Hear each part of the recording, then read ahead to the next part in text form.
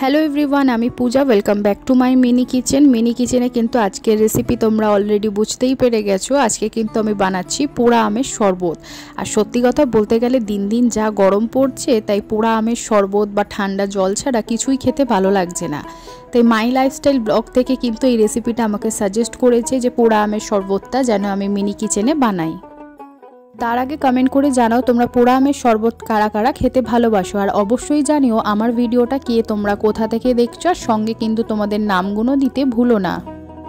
তো মিনি কিচেনের নতুন উনুনে কিন্তু প্রচুর নতুন নতুন রেসিপি আসবে। তোমাদেরও অনেক পেন্ডিং রেসিপি আছে, সেগুলোও কিন্তু একটা একটা করে আনবো। তার জন্য কিন্তু সাপোর্ট করে পাশে কিন্তু থাকতেই হবে, না হলে কিন্তু ভিডিও আনা সম্ভব হয় না। তোমরা যদি সাপোর্ট করো তবেই আমি সুন্দর সুন্দর ভিডিও তোমাদেরকে উপহার দিতে পারি। তো এইভাবেই দেখো পোড়া আমের শরবতটা বানিয়ে নিয়েছি। ভিডিওটা কেমন লাগলো জানিও, যদি ভালো লাগে লাইক করে দিও, সাবস্ক্রাইব করে কিন্তু পাশে থেকো। বাই।